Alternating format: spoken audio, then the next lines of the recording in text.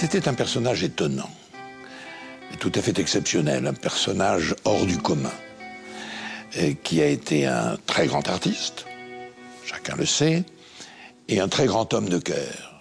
Il a eu une idée simple, belle, efficace, et il a su la mettre en œuvre. Et ça confine, il faut le dire, au génie.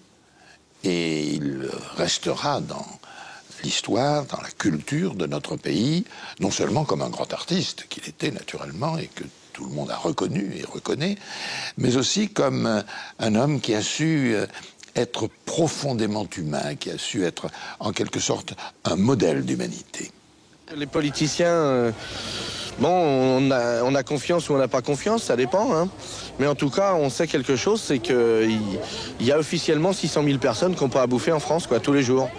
Et les mecs vous disent ça comme un chiffre, et quand on leur demande qu'est-ce qu'ils vont faire pour ça, ils disent, ben, je sais pas. Alors nous, on sait et on le fait, voilà.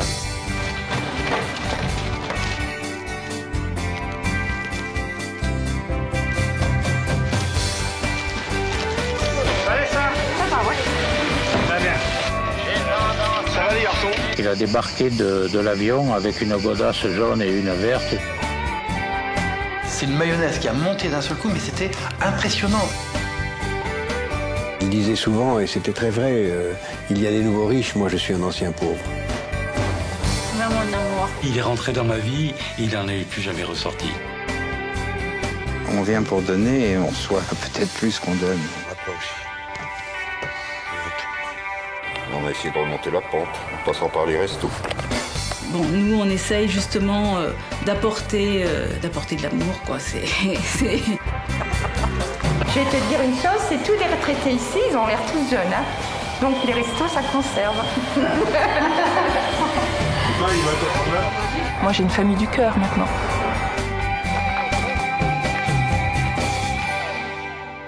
À manger et à boire, le pain et le chaleur, dans les restos du cœur. Amis enfoirés, de tous horizons et de tout poil, bonjour. Oui. Pardon, excusez-moi. Parce que d'habitude, on fait de la radio, alors on se rend pas compte. C'est bête, alors. S'il y a des gens qui sont intéressés par sponsorer une cantine gratuite, qu'on pourrait commencer par faire à Paris, par exemple, puis qu'on étalerait après dans les grandes villes de France. Moi, j'étais le patron des programmes et le directeur d'antenne à Europe 1 à l'époque. Donc j'étais bien dans mon bureau, là, et j'écoutais régulièrement Coluche, parce qu'il y avait quand même tous les jours quelques surprises, et c'était tout le charme de l'émission. Puis je sentais bien qu'il avait envie de répondre à une demande, mais généralisée, quotidienne. On le harcelait sur, oui, c'est très bien de parler de Banded, là, qui appelait à lutter contre la faim en Éthiopie. Mais les gens qui appelaient étaient de bons Français qui disaient tous les jours, tous les jours, tous les jours. Et nous alors, il y a plein de Français qui n'arrivent pas à bouffer. Et Coluche répondait de plus en plus. Et j'ai pris dans la gueule, littéralement dans la gueule, vers 4h30 l'après-midi, et si on ouvrait un resto? Et puis on essayera un jour de faire une grande cantine, peut-être cet hiver, gratos. Ils sont merdeux, ces casques. J'ai trouvé son idée formidable. Il est venu me dire, j'ai l'idée de faire quelque chose pour un restaurant pour que les très pauvres puissent avoir de quoi manger, mais je ne sais pas comment faire. Coluche à l'antenne a commencé à parler des restaurants du cœur, en expliquant.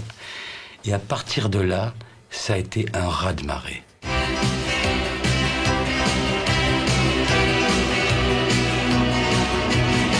Je prie d'un rencard à ceux qui n'ont plus rien, sans idéologie, discours ou baratin. On vous promettra pas les toujours du grand soir, mais juste pour l'hiver, à manger et à boire.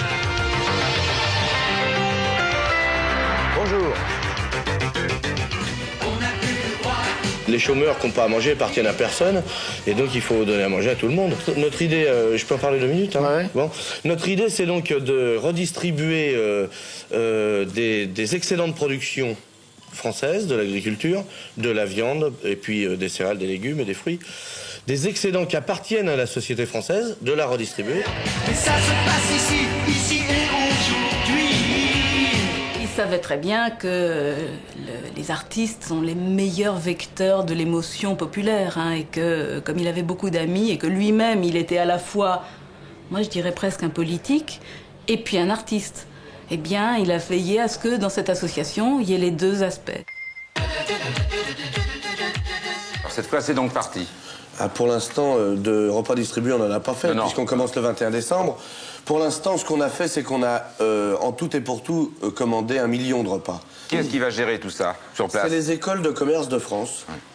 On a commencé les jeunes, donc des étudiants. De Paris, et puis maintenant, on est implanté dans 20 régions de France.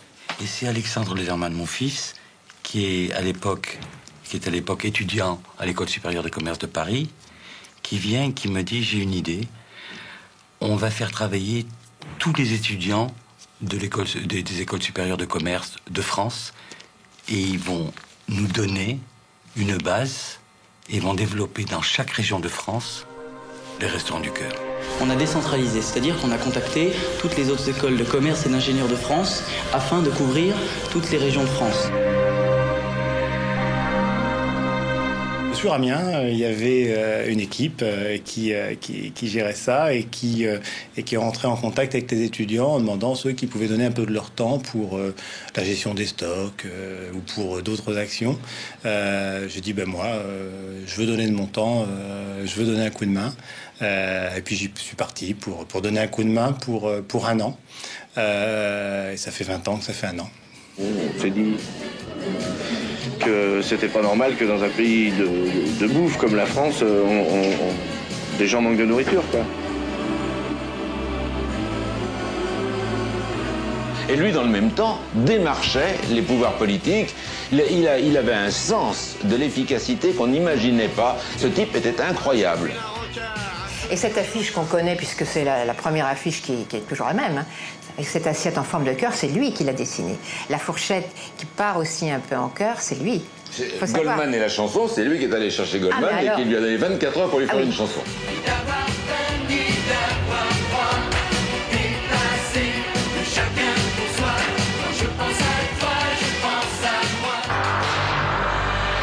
Alors Coluche, quand vous regardez tout cela, là, il y a le grand rassemblement des maires de France. Oui. C'est à eux que vous adressez en définitive à travers votre initiative. C'est-à-dire qu'aux maires de France, on leur demande des locaux et une aide logistique. On leur demande de nous donner des moyens, un local, des véhicules. C'est le plus gros boulot, ça.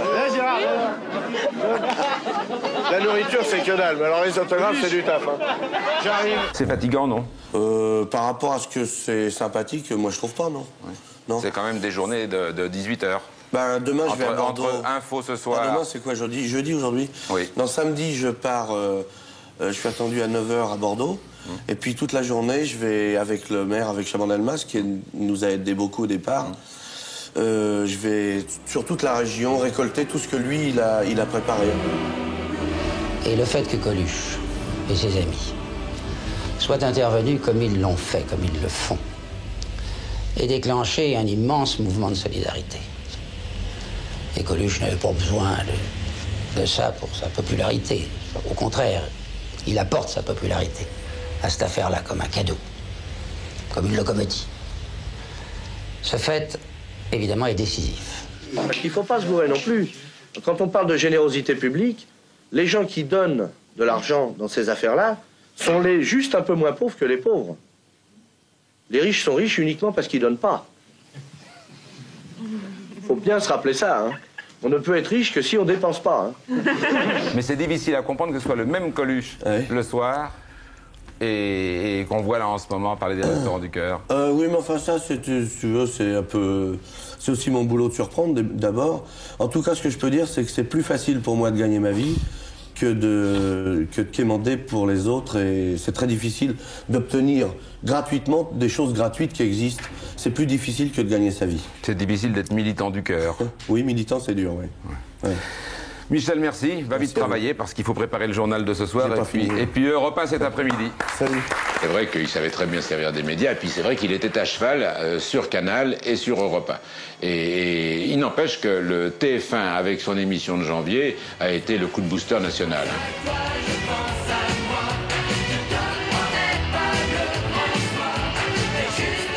Après, vous viendrez tous là. Ça y est? Ah ouais, super. Voilà. Et ce qui est très bien dans l'initiative qui nous réunit ce soir, c'est que au-delà des techniques habituelles que nous connaissions déjà, on a fait déjà des actions de solidarité, Coluche a su mobiliser autour de lui un mouvement populaire où les gens ont fait des choses pour non pas se substituer à l'État, mais y participer. Et je trouve que c'est très positif. C'est une des raisons pour lesquelles, lorsqu'il était venu me voir au mois de septembre, on n'était pas très nombreux à ce moment-là, on se demandait si ça marcherait. Lui, il était persuadé que ça marcherait. J'ai pensé que ça valait la peine de travailler avec lui et je le regrette vraiment pas. Oh, monsieur le ministre, ce que vous avez bien parlé. Messieurs, dames, bonjour. Ce qu'on a fait, c'est très simple, c'est qu'on a calculé combien il y avait de gens en France qui n'avaient pas à manger, qui ne recevaient pas d'argent et qui étaient sans travail. Et on a compté aussi sur quoi on pouvait taper pour les faire bouffer, c'est-à-dire les excédents de production européenne. Je présidais la Commission européenne et j'ai appris l'initiative de Coluche. Je me suis demandé ce que je pouvais faire, ce qui était au pouvoir de la Commission de faire. Et donc, lorsque mes collègues et moi nous sommes réunis, je leur ai dit, nous avons des excédents, des stocks accumulés de beurre, de lait en poudre et de viande. Ce serait une bonne manière de les utiliser que de faire un don au Restaurant du Cœur. C'est pas en donnant un jour qu'on est solidaire. C'est en soutenant toutes les idées qui vont dans le sens qu'un jour les chômeurs auront à bouffer, compte tenu du fait que le plein emploi est une illusion, en tout cas pour le moment. Je vous remercie, messieurs, dames. Bonsoir, apportez des thunes, c'est toujours bon. Et je dis aussi, comme plein de gens ont dit ce matin, merci à Michel Colucci, dit Coluche, d'avoir eu cette idée. De toute façon, c'est pas la première bonne qu'il a et c'est pas la dernière sûrement. Coluche n'a eu aucun mal en une semaine à mobiliser tous ses copains. Et à ce moment-là, tout le monde voulait être ses copains. Donc, à la suite de Balavoine, ça a été un rush, jour après jour, dans le hall d'Europe 1 pour venir déposer des chèques. Et puis, on a commencé à le recevoir de la même façon par la poste. Et c'est d'ailleurs ça l'engrenage. C'est-à-dire que, de même qu'il n'avait pas prévenu qu'il allait lancer l'idée du restaurant, et qu'ensuite il a imposé d'office, on n'a même pas eu le droit de discuter, Restaurant du Cœur, qui est quand même une très belle idée, est venu par la suite, avec l'afflux jour après jour de tous les chèques, est venue l'idée qu'il y aurait des restaurants partout. Et donc il a commencé là aussi à mobiliser tous ceux qui l'appelaient en proposant de venir travailler bénévolement au Resto du Cœur. Et on sait qu'aujourd'hui les bénévoles c'est capital pour les restos. C'est une mayonnaise qui a monté d'un seul coup, mais c'était impressionnant. C'est-à-dire qu'on était sollicité de toutes parts, on avait, à chaque fois on demandait quelque chose, on avait besoin de quelque chose, c'était immédiat. Les gens ont senti que là, effectivement, il y avait quelque chose et qu'il fallait l'accompagner. Et t'as pas oublié de dire où est-ce qu'il faut envoyer les chèques et les libeller? Il a surtout écouté. Surtout écouté, parce que je crois que autant nous, on pouvait être subjugués à la fois par le clown, par la personne, par cette personne qui pouvait un peu nous en montrer, parce que Coluche, c'est pas n'importe qui, donc on était un peu petits à côté. Et il y a aussi un banquier suisse qui nous a envoyé un chèque, mais il a été tellement discret, il n'a pas signé. Mais je pense qu'il a été lui aussi frappé par le boulot qui avait été fait en l'espace d'un mois, puisque c'était fin janvier, donc oui, un mois et demi, par tout ce qui avait pu être mobilisé en bénévole, en forces humaines. Et si des fois, comme on voulait 2 milliards, si un mec nous envoyait 2 milliards, on ferme. Mais ça, évidemment, bon. Ça nous ferait rentrer plutôt chez nous. On l'a pas dit, mais c'est sous-entendu. Voilà, tiens, allô. Vous voulez Coluche? Le beau Coluche, le voilà. Oui, allons-y, vous parlez à l'appareil lui-même.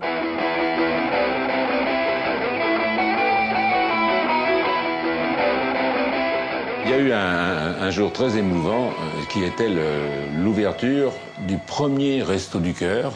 Et je me souviens que Coluche est allé l'ouvrir très très tôt le matin. C'était beaucoup trop tôt pour la presse et il est retourné faire une deuxième ouverture l'après-midi parce que les journalistes avaient compris qu'il y avait vraiment un Resto du Cœur et qu'il y en aurait un peu dans toute la France. Ça va les garçons? Un peu froid, mais c'est quoi ta télé? Alors Coluche est avec nous, il est en direct à Gennevilliers. Bonjour Coluche. Bonjour. Alors comment ça se passe ce matin? Est-ce que ça marche tout marche comme vous le souhaitiez? Oui, ça marche très bien, oui. Ouais. On a tout ce qu'il faut, on a été très bien reçus d'abord par la municipalité. Et aujourd'hui, on en a ouvert 18 en France. 18. Alors, oui, alors qu'on espérait encore seulement avant-hier en ouvrir que 11.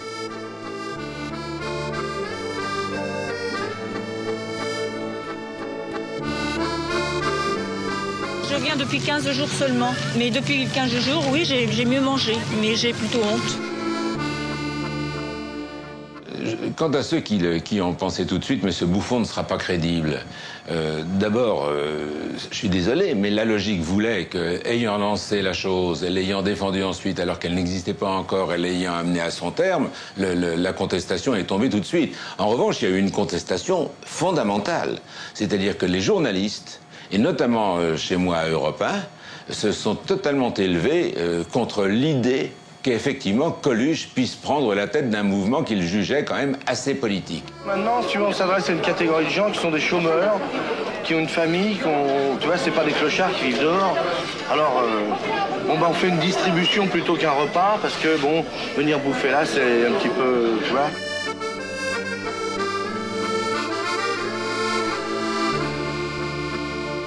J'ai énormément de difficultés actuellement et question pour manger, ça m'a beaucoup aidé. Aussi bien pour moi que pour les gosses. Encore une fois, Coluche avait connu la pauvreté. Il en parlait rarement. Mais il y avait une détermination de faire en sorte que les gens aient moins faim. Je suis au chômage et j'ai rien pour aider ma mère. Alors je me suis inscrit, j'ai inscrit ma mère. Quand il s'est agi des restaurants du cœur, rien n'était trop beau pour les restaurants du cœur. Il y a vraiment mis toute sa vie.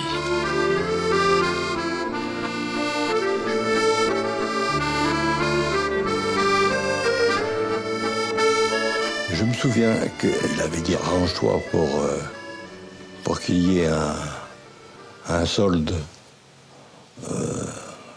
non négligeable. Alors, Paul dit bon ben pourquoi? Il dit ben voilà, quand j'étais gamin, j'ai crevé de faim. Et il y a un type qui m'a aidé, c'est l'abbé Pierre. Et je veux lui faire un chèque important du solde des restos. Écoutez, il reste environ 1 million de francs. Eh ben, j'irai le porter à l'abbé Pierre. La rencontre avec lui a été toute simple. On a pensé à vous associer parce que on a eu du rab. On en a eu un peu plus que prévu. Alors on vous a amené le reste. Merci. Voilà. Merci. Voilà, c'est des petits chèques en général, oui, c'est ça. On a lancé cette affaire-là, enfin vous avez entendu sûrement causer un peu. Et puis ben ça marche bien, et puis surtout ça relance l'idée quoi que vous aviez lancée, qu'il faut être généreux les uns avec les autres. Je ne connaissais pas la personne de Coluche, mais parce que je ne vais pas dans les spectacles, je n'ai pas le temps, je ne savais rien de ce qui faisait sa célébrité. Je ne savais rien. Et ce n'est qu'après que l'on m'a fait entendre sur quelques disques ces prestations. Et je me disais que si ma grand-mère l'avait entendu, elle aurait été épouvantée. Devinette, quel est l'endroit où les femmes sont le plus frisées? En Afrique. Bête, alors. Bien sûr, il y a beaucoup de ressemblances à des initiatives comme celle-là. Et elles sont une des sauvegardes de la valeur de la démocratie. La démocratie qui consiste à soulever une opinion publique qui dépasse les particularités des partis et qui met en demeure les pouvoirs publics par l'expression de l'opinion publique, met en demeure de prendre les initiatives qui s'imposaient et qui étaient oubliées.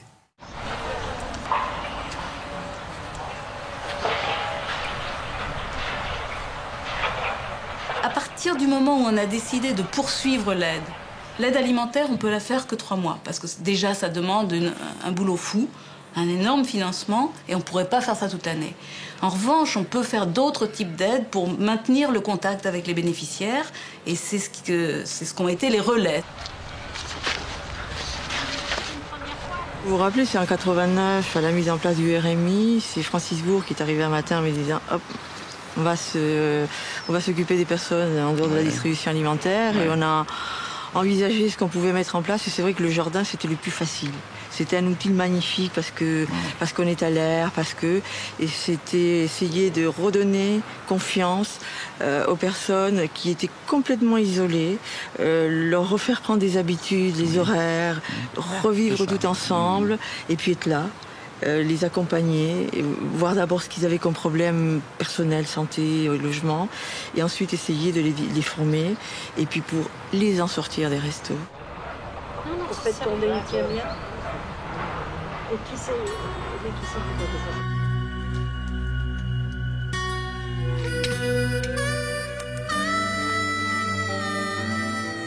J'ai commencé à distribuer l'hiver 86-87, il faisait froid. Un froid d'enfer, c'était vraiment que la distribution alimentaire, mais très vite on s'est dit on pourrait faire autre chose. Et justement, en liant un petit peu à l'alimentaire, on s'est dit la première des choses à faire, ça serait de reprendre les jardins et de cultiver pour les restos. Mais ça s'est pas fait en un jour, mais ça s'est fait quand même très vite, vraiment très vite. Les jardins, ils sont nés, je crois, à Bayeux après. À Dreux ensuite, à Clermont-Ferrand pratiquement en même temps, et puis ça a été comme une traînée de poudre. En 5 ans, on avait couvert à peu près tout le pays.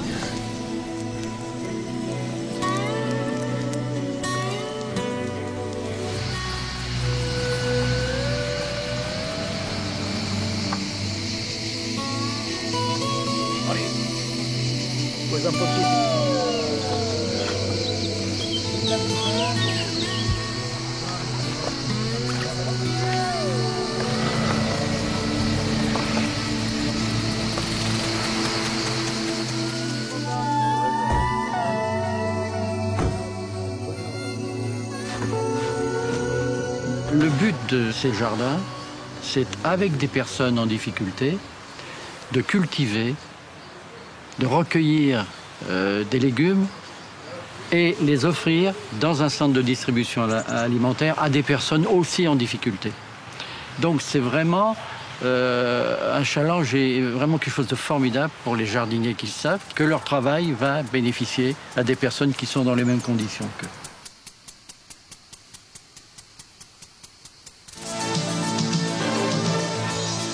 Coluche est mort dans un accident de moto près de Grasse. Il avait 41 ans. Il nous a fait rire. Ce soir, on pleure.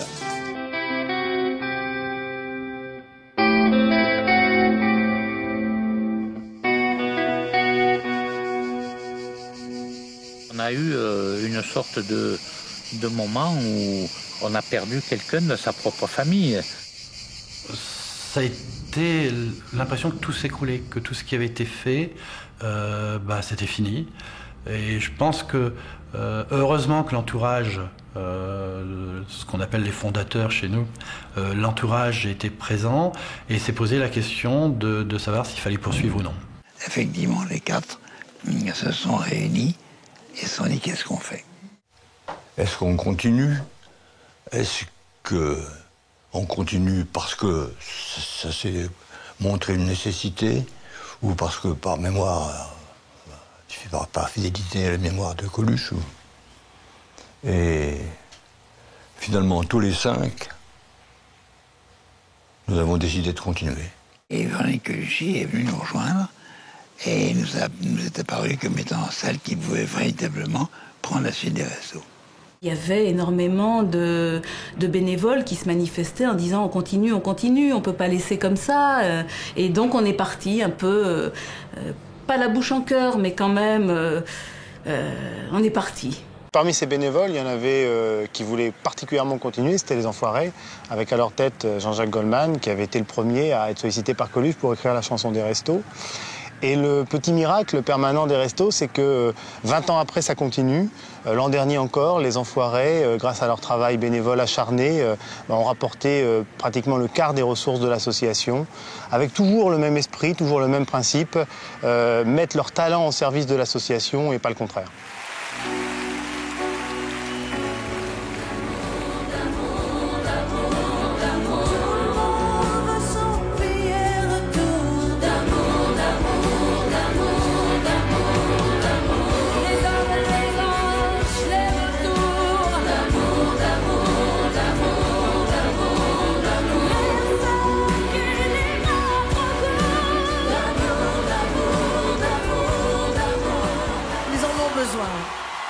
jamais. On compte sur vous. Merci. Et on a eu des aides de la part des pouvoirs publics, on a toujours été aidés. Et ça, je dois dire que les quelques bords, que ce soit droite ou gauche, on a semblablement reçu une aide à chaque fois. Celle qui véritablement a sauvé la continuation de cette initiative si utile, c'est l'épouse de Coluche, qui est venue me voir, que j'ai revu plusieurs fois depuis, et qui, par son entêtement et son énergie et sa capacité d'organisation, a réussi à faire que cette multitude de bonne volonté ne tourne pas à la pagaille. Je suis très heureuse de pouvoir continuer aussi. Mais je participe pas pour grand-chose, mais enfin, je suis contente de savoir que ça continue. Voilà donc ce reportage sur cette journée qui a été chaleureuse, ça a bien commencé, Véronique, je crois. Je crois, oui. Bon, alors on va faire le point. Les chiffres, alors on commence. Combien il y a de Restos du Cœur qui fonctionnent depuis hier? 460 centres. Ouais. Avec une distribution de 60 000 repas. Ce qui est formidable, c'est de ressentir le même engouement que l'année dernière. Je crois, Véronique, ça doit vous toucher beaucoup, ça. Ah oui, énormément. Parce que c'était un pari. C'est vrai que bon, la personnalité de Michel était telle qu'on se disait, bon, comment ils vont continuer? Bon, tout le monde avait envie que ça continue.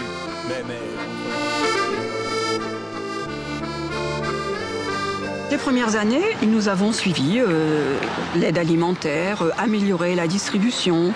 Et quand Francis Bourg a lancé c'est un souhait, alors mais chez lui c'était plus qu'un souhait, c'était vraiment faut y aller les gars, suivez-moi, hein, j'ai besoin de vous. Et moi, j'ai suivi Francis parce que je sentais que c'était vrai. Il ne suffisait pas de mettre le cataplasme de l'aide alimentaire. Ça ne résoudrait rien. Ça aide dans un premier temps. Donc, on a commencé à mettre en place en 91 notre premier petit jardin, puis notre premier logement d'urgence. Et puis, on a fait des petits. Hein, nous, ce qu'on voulait, c'était vraiment, à travers ces activités de travail, pouvoir donner en plus une formation aux personnes, qu'elles trouvent une qualification et qu'elles aient des bagages pour se mettre sur le marché de l'emploi. Vers le bas et après tu croises. Ok. Tu croises, mais pas tout de suite, il faut que tu passes d'abord ta passe et tu croises après. Ok. Sans mettre trop de peinture dessus. Ok. Oh, Yves! Tu peux nous ouvrir? Bonjour. Ah ah! Ah ah! Faut se faire 30. Ouais, c'est tout. C'est tout fait. 2, 4, c'est bon, rentre. 2, 4. Allez, pas de joli. Et ici, vous mettez quoi? Papier peint aussi. C'est ce que je dis à chaque fois, je leur dis, vaut mieux prendre du temps et bien faire. Qu'aller vite et puis bon, tout bâclé, c'est pas la peine. Sinon après, il faut recommencer si je passe et puis que c'est pas bien fait. Alors être assuré d'avoir un travail, ça c'est le rêve de chacun. Mais je veux dire qu'ils ont une chance supplémentaire puisque nous travaillons beaucoup en partenariat avec les entreprises locales. Et on les invite à venir voir et à participer au chantier école. L'idée, c'est de ne pas laisser des gens dans les interstices de la société. On est dans une société qui est très réglementée, qui est très urbanisée. Et puis, parfois, certains d'entre nous ont du mal à trouver leur place. Et le marché traditionnel, normal, on a du mal à y avoir accès. Donc l'idée, c'est d'avoir un contrat intermédiaire, contrat d'avenir ou contrat d'accompagnement vers l'emploi pour toutes les personnes qui sont au RMI ou à l'ASS ou à rien du tout d'ailleurs. Ce sont donc des contrats d'une activité de 20 heures ou de 26 heures payées au SMIC dans le système public, parapublic, associatif, collectivité locale, pour donner un coup de main et en même temps préparer ces ressources humaines, parce que tout ça, c'est des gens qui ont du talent, qui ont envie de faire. Parfois, l'accès au marché est difficile, c'est une main tendue. On n'a pas pris en compte le coût de l'insertion. Aider les personnes, les nourrir, ça coûte.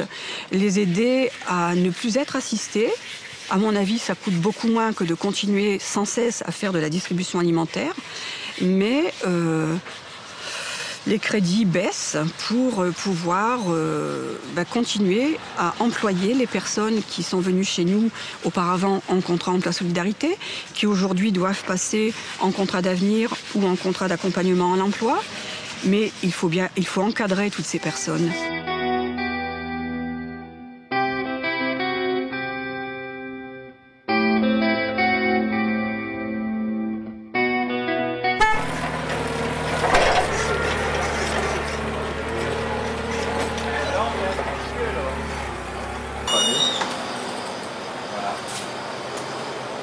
Tout ce que vous voyez là à l'heure actuelle, c'est des dons qui nous sont faits par des usines du secteur. Et ça va être distribué pour la fin de la semaine, tout va être distribué dans les centres. Ici sur Arras pour l'intercampagne. Ils sont gâtés cette année. C'est vrai que nous allons avoir reçu pas mal.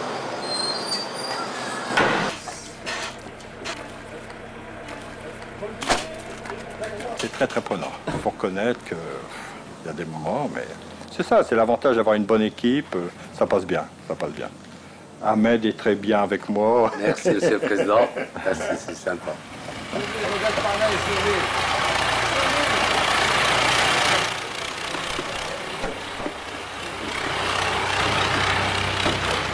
Le garage qui permet d'entretenir, on a quand même 17 véhicules. On m'a rendu service. Bon, je ne vais pas dire que je prends ça pour une dette. Non, c'est pas une dette. Disons qu'on m'a rendu service. Je rendrai service parce que, bon, c'est devenu c'est rentré comme un engrenage. J'ai l'impression, c'est dans le cerveau, c'est... Comment dire? C'est devenu un besoin d'aider les autres. Même si quelquefois mon sale caractère repasse. Le lait, 48. Il me reste 2 ans et demi pour la retraite. Je vais finir en beauté ici. Après, s'il faut, bénévole aussi, pour rendre ce qu'ils m'ont donné les restos. Voilà.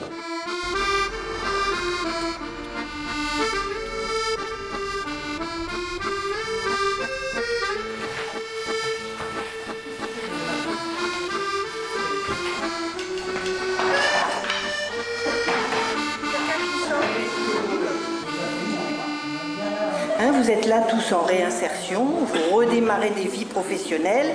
Aujourd'hui, on a des invités qui vont nous permettre une bouffée d'espoir. C'est-à-dire comment ils s'en sont sortis, eux, comment eux sont sortis de l'alcool. Moi, j'ai perdu accidentellement un enfant de 16 ans, il y aura maintenant 13 ans. J'aurais pu, pour trouver l'oubli, me réfugier, moi aussi, dans ce dérivatif qu'est l'alcool. Je me suis réfugiée dans les restos. J'y étais déjà, je savais... et c'est vrai que pour moi, le meilleur moyen de ne pas penser à moi, c'était de penser le plus possible aux autres. Donc moi, je ne juge pas les personnes. Je dis que notre devoir, parce que c'est vraiment notre devoir, c'est de leur montrer qu'il y a autre chose à faire, c'est de leur redonner confiance et de faire un bout de chemin avec eux jusqu'à ce qu'ils soient capables, qu'ils aient compris qu'ils soient capables de se prendre en charge seuls. Il y en a un qui a dit « le pinard, c'est obligatoire ». Ma petite dose. C'est Coluche qui disait ça. Oui.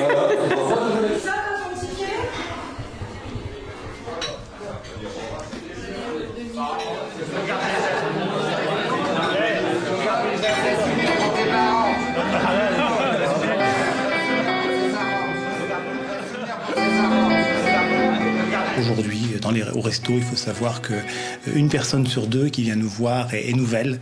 Ça veut dire que d'une année sur l'autre, une personne sur 2 n'a plus besoin d'avoir recours à l'association parce qu'elle a trouvé des solutions. Ça casse l'idée que certains veulent répondre sur l'assistanat. Il n'y a pas d'assistanat. Il y a des gens qui ont du temps et de l'énergie, qui mettent ce temps et cette énergie au service de ceux qui ont peut-être un petit peu plus de difficultés à s'en sortir pour essayer de les amener à s'en sortir. Ah oui, ils sont usés, donc ça fait décaler en fait. Et moi j'ai travaillé dans un salon et c'était du rendement. C'était 25 minutes pour une coupe d'âme, un quart d'heure pour une coupe homme et ça me plaisait pas. C'était du rendement et ici en fait on prend le temps qu'il faut avec la cliente pour lui parler, elle se confie à nous, on boit un café ensemble. Donc c'est ce côté-là que j'aime bien dans les restos. Bah oui, Avant, après. Bah, des fois, ils arrivent, c'est vrai qu'ils sont tristes. Et quand ils ressortent, on les voit que le sourire, bah, ça nous fait du bien même pour nous de voir qu'on les rencontre. Moi, je voulais dire aussi que sur le marché du travail, si vous faites des métiers en rapport avec de la clientèle, avec du monde, il faut quand même avoir un look qui accroche. Et les cheveux raides, pas soignés, ni même maquillés comme je suis là, ça ne passe pas. Donc on va y aller. Allez-y, madame.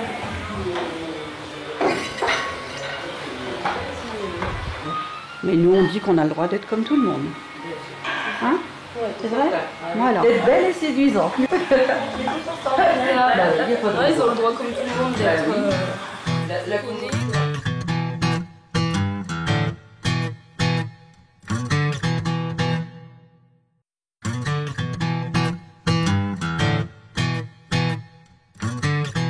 Il a mis sur pied des préceptes incroyablement forts qui font qu'aujourd'hui encore, des idées simples, mais qui font encore la vie des restos aujourd'hui. Et voilà, en exclusivité pour la une, regardez si la caméra peut serrer, c'est un projet de loi qui est en quelque sorte le résultat de ce qui s'est passé il y a 10 jours. C'est-à-dire que j'ai fait faire ça par des fiscalistes, par des spécialistes, de manière à ce qu'on n'ait plus besoin de faire la quête comme on l'a fait là, et qu'une loi d'impôt favorise ceux qui voudront évidemment donner une partie de leurs impôts sans que ça leur coûte très cher. C'est-à-dire que pour 100 francs donnés, ça coûtera 30 francs au particulier.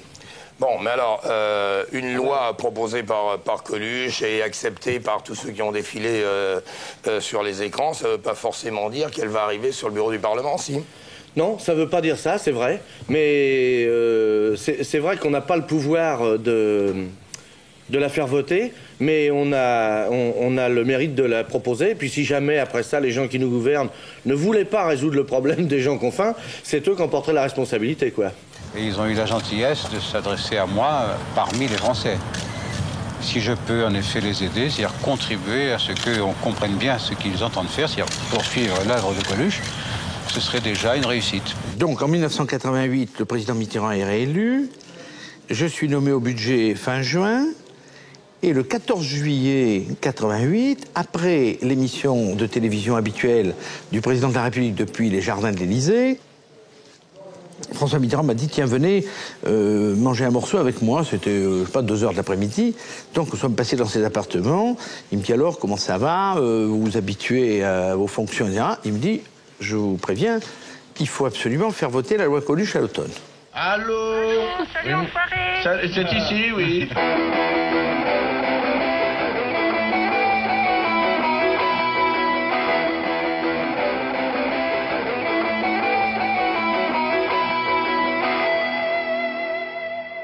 Lorsque j'étais ministre du Budget en 1994, on a doublé la possibilité de déduire de ces impôts les sommes données au Resto du Cœur. Je crois que le plafond était à 600 francs. À l'époque, c'était des francs. On l'a porté à 1000 francs. Et en 2004, ministre des Finances, j'ai relevé également le plafond de déduction. J'ai toujours pensé qu'il fallait permettre aux gens de donner davantage aux mouvements associatifs, aux mouvements caritatifs, sur la base de la déduction d'impôts.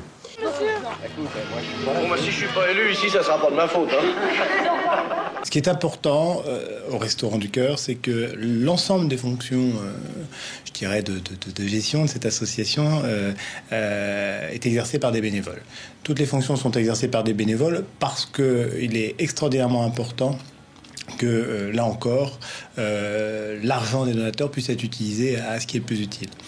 Et puis il est aussi important que ce soit les bénévoles, c'est-à-dire cette force de 45 000 personnes qui fait vivre l'association depuis des années et qui, sur le terrain, concrètement, depuis des années, a fait la force des restos, qui donne l'impulsion et le sens politique. Il suffit de faire le tour des restos pour voir qu'il se passe des choses différentes d'un resto à l'autre, en fonction des bénévoles, en fonction du lieu, en fonction des personnes en difficulté, en fonction des moyens qu'ils peuvent générer. Il y a 2000 centres restos en France, c'est 2000 lieux différents. On fait le même nombre à chaque fois, avant d'étudier une épingle. Tous les 2 ans, nous organisons le carnaval des écoles qui rassemble 2000 enfants. Et là, les stagiaires font costumes, formes géantes.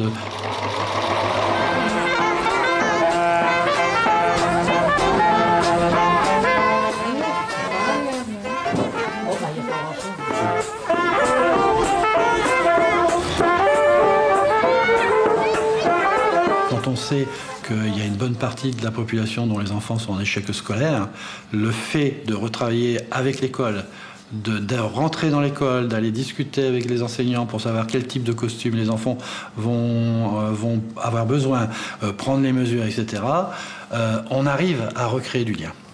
Café. Oui, oui, parce qu'il y en a deux. Attends. Je peux... Non, il y a une bonne ambiance. Hein. Ouais. Ça, c'est... Bon, il y a des coups de gueule, mais... Ouais, bon, ça fait partie de la vie. Non, c'est vrai. Hein. Mais ce qu'il y a, c'est qu'il n'y a pas de haine. Non, c'est vrai. Je pense que toi, c'était pas une histoire de te réinsérer, c'était une histoire que tu te trouvais isolé. Ah oui. Et que... J'ai quand même mes 4 enfants à l'époque. Voilà. Ben, j'aime bien le contact avec les gens, j'aime bien... Il faut faire aussi bien le repas que de faire attention aux gens, justement. Discuter avec eux, pas les isoler, oui. Il faut savoir aussi s'arrêter par moments quand ils ont envie d'être seuls. C'est pas évident, mais quand on est habitué, on n'y pense même plus et ça se fait automatiquement. Ouais. C'est naturel. Mais c'est bien. Peut-être le fait que je me suis retrouvée dans leur corps à eux, que c'est ça qui fait. Je pense que ça joue beaucoup.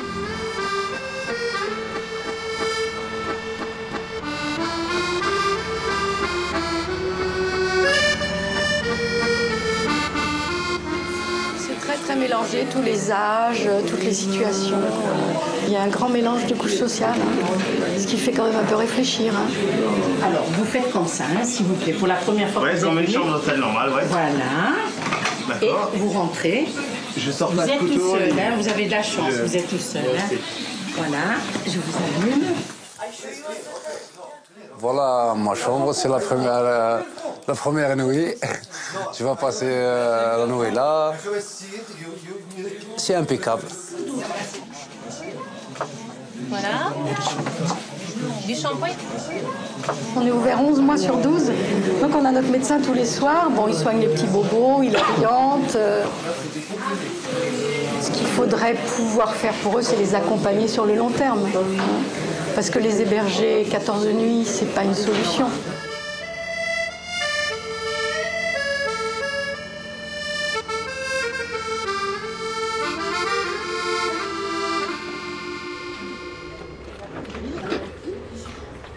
Bonjour. Bonjour, petite chérie. Bonjour, Tim. Et là, tu me reconnais pas ce coup-ci. Depuis très longtemps, les Restos du Cœur distribuent à la fois pour les parents et pour les enfants. Mais dans ce cas-là, on parle souvent d'un point bébé, c'est-à-dire qu'on distribue de la même manière qu'on distribue les produits alimentaires adultes, on distribue aussi les produits alimentaires enfants. Mais c'était pas suffisant à notre sens. On voulait qu'il y ait un lien plus fort entre les bénéficiaires et les bénévoles. Et donc, l'idée a germé, donc partout en France, de créer des locaux spécifiques pour accueillir les bébés et leur maman et leur papa. Je vous mets un dentifrice pour le plus grand. Merci. Ça va Alors bien sûr, on n'est pas non plus des professionnels. On n'a pas les réponses à toutes les questions et en fait on joue un rôle de relais. Dès qu'il y a une question à laquelle on n'arrive plus à répondre, eh bien on oriente les gens vers les services sociaux, services médicaux, services administratifs compétents. Ah oui. Gentil bonhomme. Merci mon chéri. Ah donc comme ça maman. Hein. Oui. Vous avez besoin de quelque chose de particulier, madame? La même chose pour le petit. Au niveau des jumeaux, c'est 2 fois plus de couches, 2 fois plus de lait. Puis j'ai eu un bon soutien aussi pendant ma grossesse. J'ai 2 enfants en bas âge, je les emmène avec moi et puis ils font du bénévolat avec moi. Enfin, je les éduque aussi là-dedans. Je ne conçois pas d'élever mes enfants sans qu'ils aient les notions de respect de l'autre, de générosité et de solidarité. Si au moins j'ai réussi à leur apprendre ça, je pense que j'aurais réussi mon rôle de maman. La seule bonne volonté ne suffit pas, il faut vraiment respecter un certain nombre de règles. Mais en dehors de ça, quelqu'un qui a du cœur et du bon sens, bienvenue au club.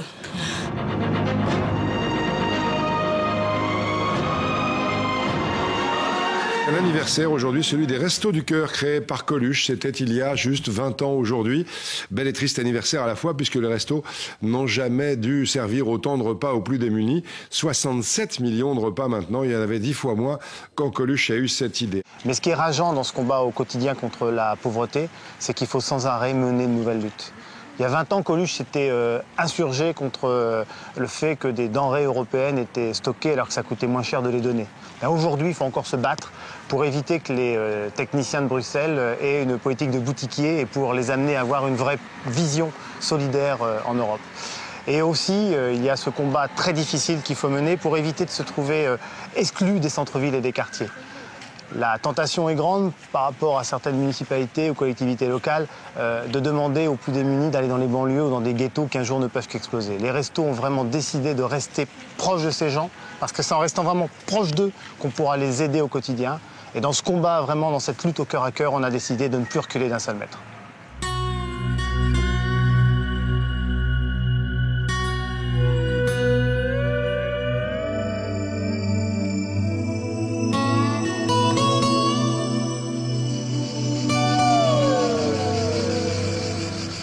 On a été les premiers à ouvrir nos locaux à des personnes de la rue. Alors c'était peut-être un peu égoïste parce que ces personnes-là nous aidaient à décharger les camions, mais on leur offrait l'hébergement et la nourriture plutôt que d'être à la rue. Et puis on s'est dit que ces personnes qui passaient une certaine partie de leur vie à nous aider, 3 mois, 4 mois, et on s'est dit à ce moment-là que ces personnes-là, petit à petit, pouvaient nous aider à inventer un lieu où ils auraient pu vivre. Non pas pour guérir quelque chose, mais pour au moins qu'ils souffrent moins. Avec comme objectif quand même, tu ne vas pas vivre là toute ta vie, donc il faut quand même des projets, que c'est ton projet, etc. Où j'aurais été? J'aurais fait comme pas mal de gars là, j'aurais été dans la rue. En attendant quoi? Qu'il ait un lieu où il se ressource, où il pose ses valises, où il puisse évacuer toute son histoire. Parce que je pense que les personnes, quand on nous dit est-ce qu'ils s'en sortent, peut-être un jour ils s'en sortent, le jour où ils se sont mis à jour avec leur histoire.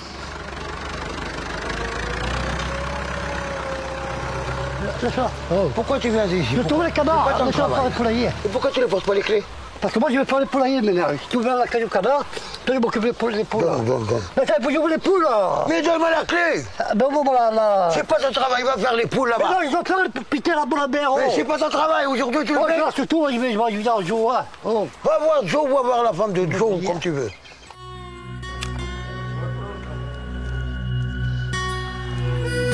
Des fois, oui. Oh, dur. Des engueulades, oui. Ouais, c'est bon, ouais. Des fois, il y en a qui sont pas... Ils sont intolérants, quoi. Je casse pas les couilles, je bois. Ouais. Va voir. C'est parce que là... C'est un lieu à vivre qui, au départ, a fait le choix du maraîchage et des animaux.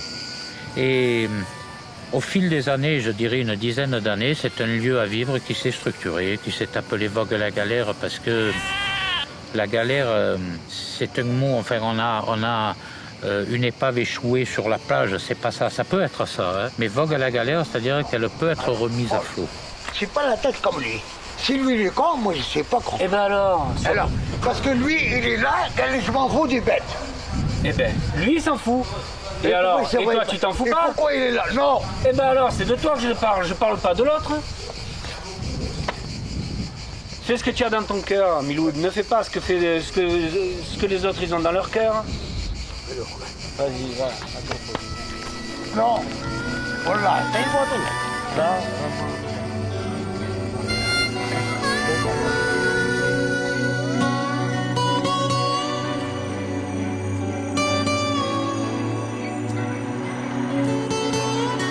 Depuis que je travaille, je suis bien. C'est que je me sens tellement bien avec les animaux.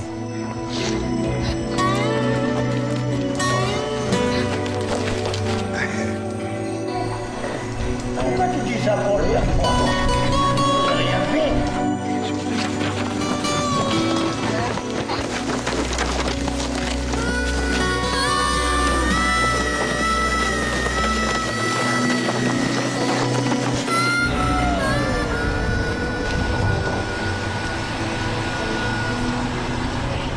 Au début, quand je viens pour donner à manger pour les canards, tout le temps, quand ils me voient de loin, ils viennent en courant, ils m'attendent à la porte. C'est comme ils sont contents parce qu'ils savent que je vais donner à manger, à boire.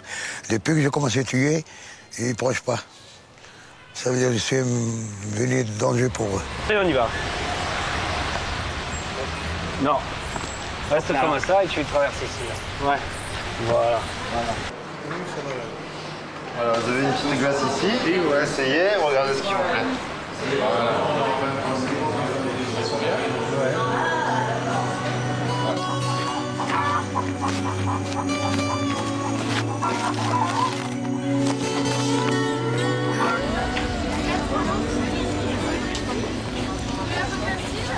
Nous avons enfin un stand sur le marché d'Aubagne. Combien? 1,50 €. Pas plus?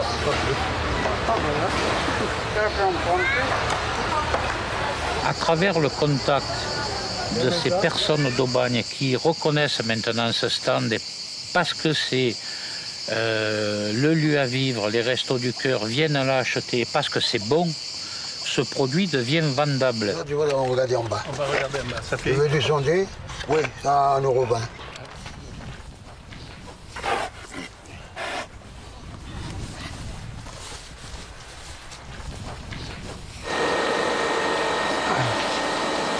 Du travail, un petit appartement, et si je peux retrouver mes enfants, voilà.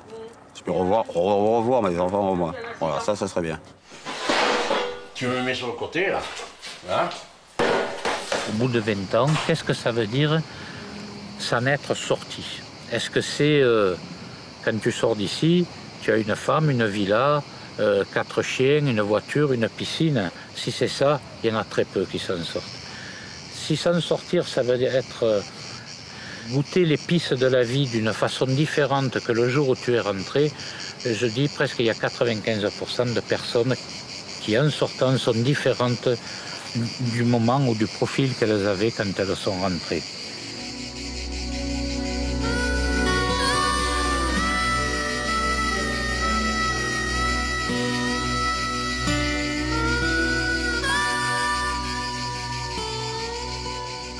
L'an dernier, les Restaurants du Cœur, dans leur totalité, c'est-à-dire l'association nationale et puis les 113 associations locales et départementales, ça représente 90 millions d'euros.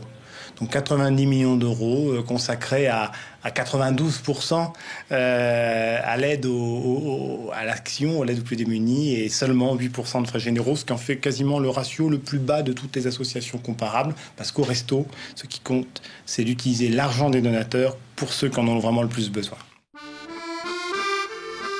Là, on voit vraiment notre travail, où il va notre travail tout de suite. Hein. On voit le sourire des gens quand ils rentrent, on a tout de suite notre récompense.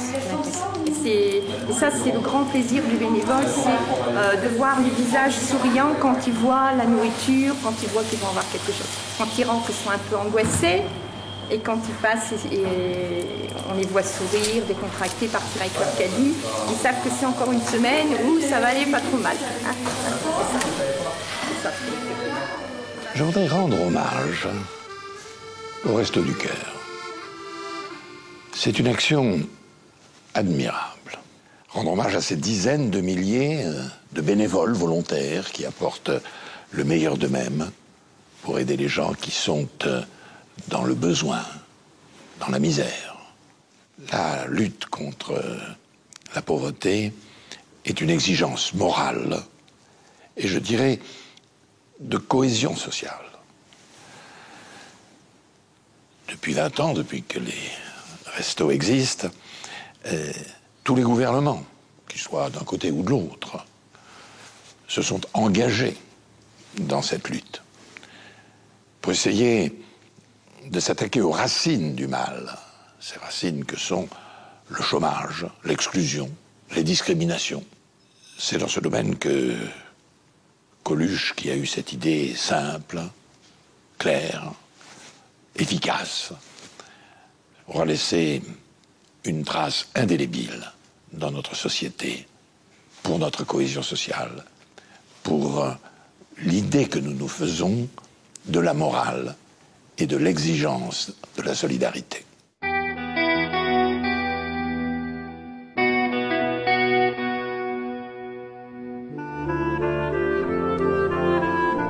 Comment un pays comme le nôtre peut-il tolérer d'avoir cette frange de misère qui prend une population importante?